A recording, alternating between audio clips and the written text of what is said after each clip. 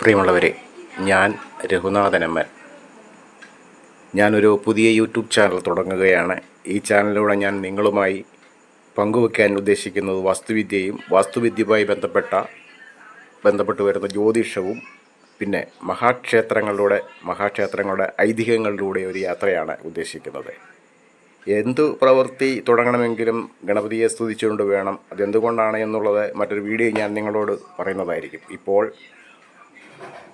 ഓം ഏകദന്തായ വിദ്മഹേ വക്രതുണ്ടായ ധീമഹി തന്നോദന്തി പ്രചോദയാത്.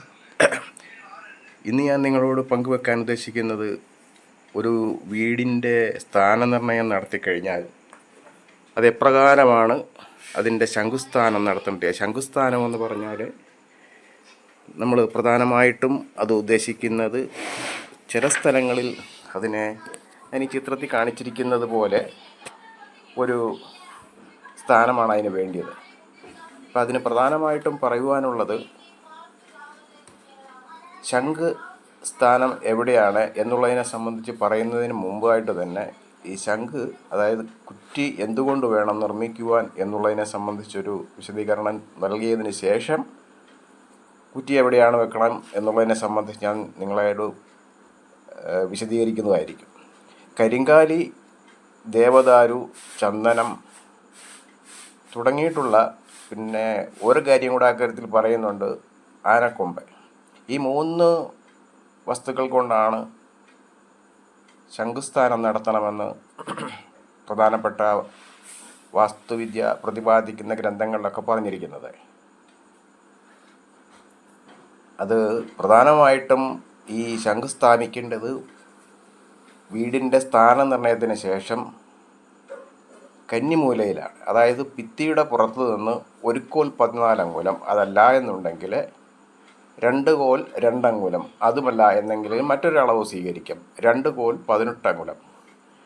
1 കോൽ എന്ന് പറയുന്നത് 72 സെൻറ്റിമീറ്ററായി നിജപ്പെടുത്തിയിട്ടുള്ള വിവരം നിങ്ങളെ ഞാൻ ഒരിക്കൽ കൂടി ഓർമ്മിപ്പിക്കുകയാണ്. അങ്ങനെ വേണം ഈ കോൽ കണക്കിനെ നമ്മൾ കണക്കാക്കുവാനായിട്ട്. പിന്നെ ഈ ശംഖിൻ്റെ ആകൃതി എങ്ങനെയാണ് എന്നുള്ളതിനെ സംബന്ധിച്ചാണ് ഞാനിപ്പോൾ ഈ ചിത്രത്തിലൂടെ നിങ്ങളെ കാണിക്കുന്നത്. അതായത് 12 അങ്കുലം നീളമുള്ള 1.5 അങ്കുലം ഉള്ള ഒരു ചതുരമായി എടുത്തിട്ട് വേണം ഈ ശംഖ് തയ്യാറാക്കുവാനായിട്ട്. 4 അങ്കുലം മുകൾ ഭാഗം 4 അങ്കുലം ചതുരമായിട്ടും അടുത്ത 4 അങ്കുലം 8 വട്ടമായിട്ടും, അതിന് ലാസ്റ്റ് വരുന്ന 4 അങ്കുലം എന്ന് പറയുന്നത് വൃത്തത്തിൽ മുനയോടുകൂടി, ഞാൻ ചിത്രത്തിൽ കാണിച്ചിരിക്കുന്നത് പോലെ ആയിരിക്കണം ശംഖ് നിർമ്മിക്കേണ്ടത്. അങ്ങനെയാണ് ഈ പ്രധാനപ്പെട്ട പുസ്തകങ്ങളിലൊക്കെയും പ്രധാനപ്പെട്ട ഗ്രന്ഥങ്ങളിലൊക്കെ ഇതിനെ സംബന്ധിച്ച് പറയുന്നത്. ഏറ്റവും അടിയിലായി 3 അങ്കുലം താഴ്ച, 3 അങ്കുലം താഴ്ന്നു നിൽക്കണം എന്നാണ് പറഞ്ഞിട്ടുള്ളത്. അമ്പലങ്ങൾക്ക് ആണെങ്കിൽ വെളിയിലാണ് ശംഖ് സ്ഥാപിക്കുന്നത്. അപ്പോൾ ശംഖ് സ്ഥാപിക്കുന്നതിനെ സംബന്ധിച്ച് ഞാൻ ഇപ്പോൾ ഈ പറഞ്ഞത് നിങ്ങൾക്ക് ഏകദേശം മനസ്സിലായിട്ടുണ്ടാവുമെന്ന് ഞാൻ വിശ്വസിക്കുകയാണ്.